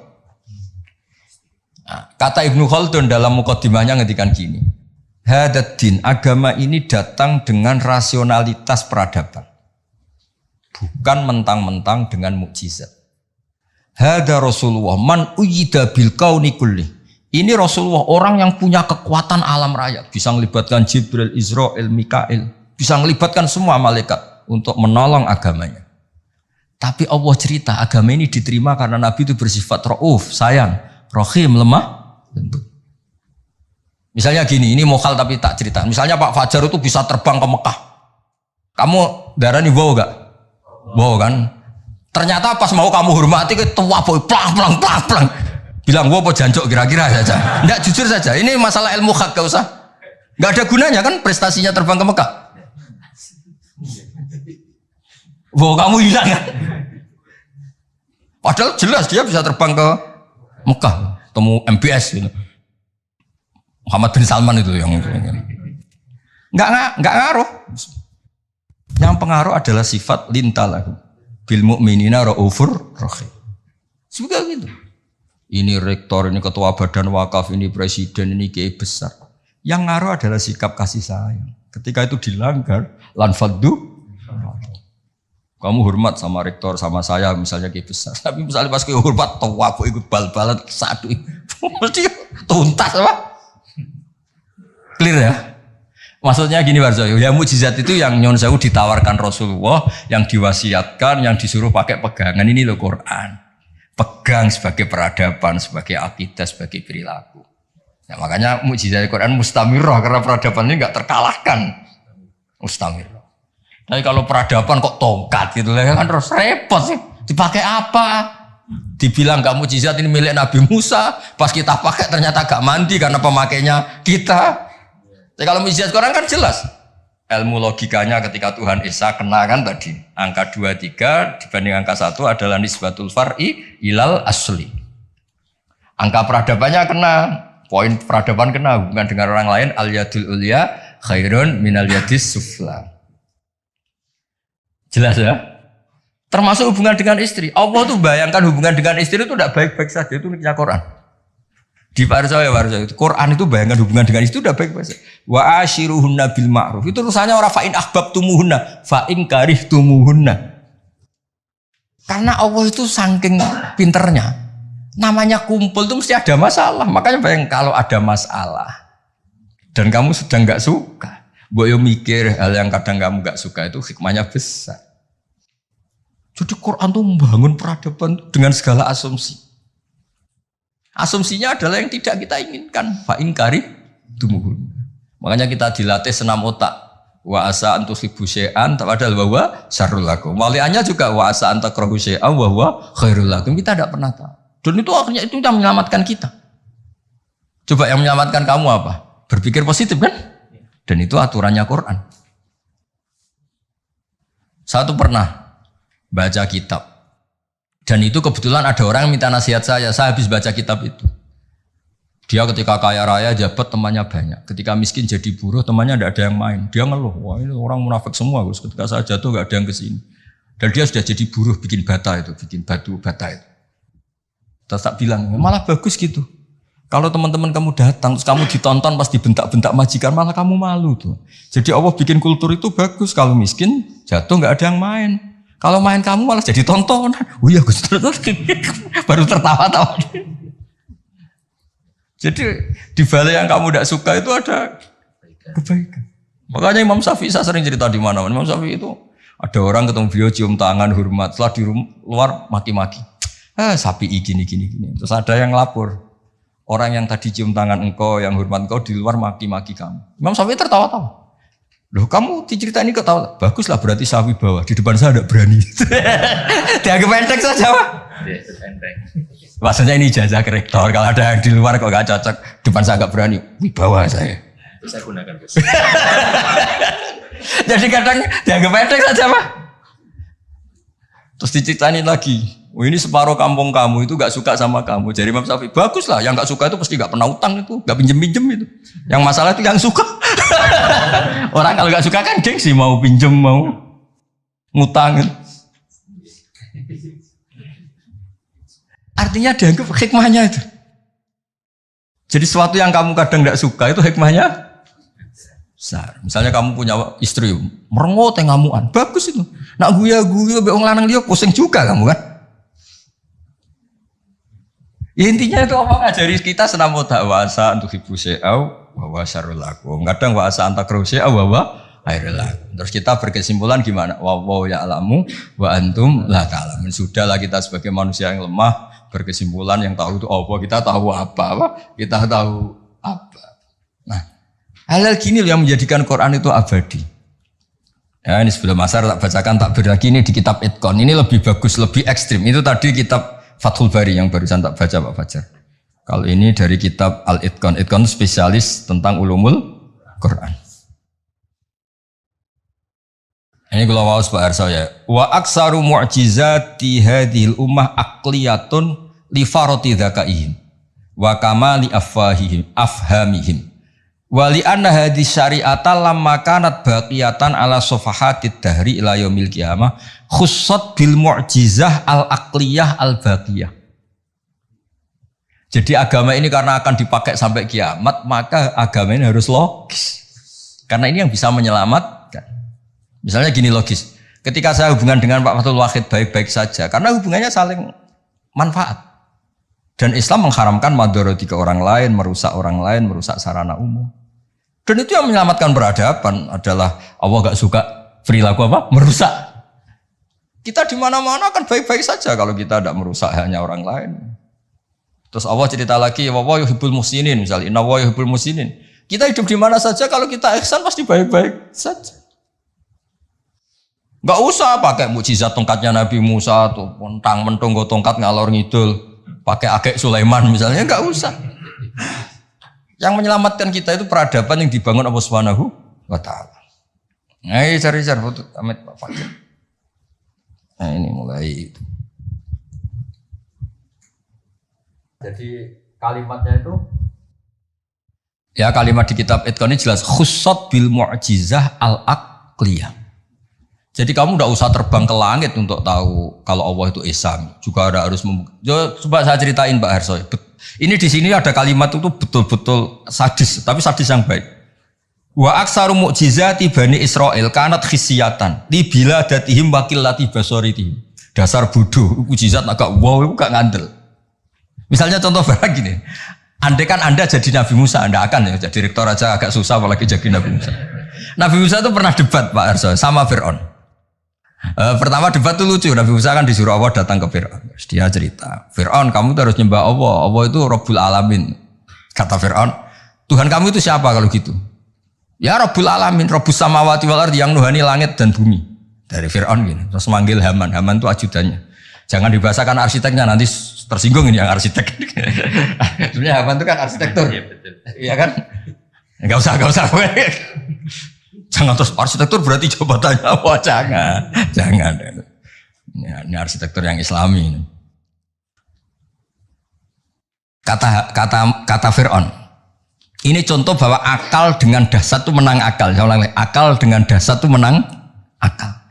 Kata Fir'aun gini, saya jalan-jalan kemana-mana setahu saya yang dituhankan saya. Karena dia pakai contoh fisik. Khisyah itu fisik yang bisa diindra. Ma'alim tulakum min ilahin huiri. Saya jalan kemana-mana ternyata yang jadi Tuhan itu saya. Nah terus akhirnya Nabi Musa bilang, Tuhanku yang menguasai langit. Loh, Fir'aun malah kurang ajar lagi bar saya. Haman sini. Ibnili sorkhan. Ya Haman ibnili sorkhan la ali abluhul asbab. Asbab as-samawati fa'atoli'a ila ilahi Musa. Haman, saya bikinkan piramida yang tinggi. Saya mau ngintip Tuhannya Musa. Padahal Nabi Musa tahu, meskipun diintip juga gak kelihatan kan. Jadi Nabi Musa, saya saja gak pernah lihat, apalagi kamu. Nah itu kan masalah kalau betul sudah bikin piramida. Gak tahu ini pas kuliah belajar apa lihat piramida, gak tahu. Nah, kan masalah ya. Gara-gara orang Bani Israel memaksakan semuanya itu khisyah. Ukurannya tanda itu apa? Khisyah, fisik gitu. Jadi khisyah. Ternyata apa Pak Arsoyo? Yang bisa mengalahkan Fir'aun itu logika yang dibangun Nabi Musa. Makanya di alam roh itu Nabi Musa itu ditanya sama Allah. Musa, keinginan kamu yang belum kesampaian apa? Menjadi umatnya Rasulullah Muhammad. Kenapa? Karena itu rasional Pak. Tapi nggak kuliah di UI, andekan nyata, jadi nggak mau tetap. Aku yakin orang Bani Israel gengsinya tinggi, nggak mau tetap dia tetap jadi umatnya Nabi, tetap saja nggak mau kuliah apa? Masuk Nabi di direktori, nggak Nabi kan nggak mau. Yang bisa mengalahkan apa Pak Arso? Ini cerita nyata, pentingnya rasional. Dasar sama rasional itu menang. Kan pertama debat, Tuhan kamu itu siapa? Rabbus samawati wal ardi wa ma bainahuma in kuntum muqinin. Fir'aun masih belum kalah. Debatnya depan umum, ada ajudan-ajudannya ada. Jangan bilang ada pembantu rektor, jangan ada ajudan-ajudannya. Kalau ada wah direktor nanti wah rektornya berarti mewakili. Wah bahaya itu kalau contoh itu. Nah ternyata jurus yang menang itu jurus rasional. Nabi Musa bilang gini, Rabbukum wa rabbu abaikumul awwalin. Yang nuhani nenek moyang kamu. Wah langsung kepikiran. Orang di sekelilingnya langsung yaktumu imanah, langsung menyembunyikan yang menuhani nenek moyang kamu. Wih, nak Fir'aun Tuhan, mbah-mbahnya pengerani sopo ya? Ini kan ada tanggal lahirnya, Tuhannya itu ada surat kelahirannya, ada tanggal. Iya. Aktenya ini gimana yang babanya tidak bertuhan kan? Itu menjadikan waqala rajulun mu'minun min ahli fir'auna yaktumu imanah. Karena rasional itu bisa menjadikan orang sekeliling Fir'aun terus iman. Jangan Fir'aun itu geblek tenan pancen. Wong karuan dekne lahir di bapak di mbak terus babae pengerane. Leluhurnya Tuhannya siapa kalau Tuhannya dimulai dari dia? Akhirnya banyak yang diam-diam itu iman. Berarti apa? Jurus menjelaskan yang dahsyat mulai melibatkan piramida ternyata kalah dengan jurus rasional. Nah, makanya apa mukjizatnya hadil mah khussat bil mu'jizah al aqliyah al bagiyah. Nah moga Pak Fajar foto gak lewat Pak Fajar lewat kula niki luwih keren niki. Nah niki kata-kata yang ini aja yang langsung apa khussat bil mu'jizah ini ya kata-kata khussat bil mu'jizah al aqliyah al bagiyah. Dah. Ah ya lengkap. Ini kitabnya kitab-kitab judulnya di foto ini Fathul Bari sama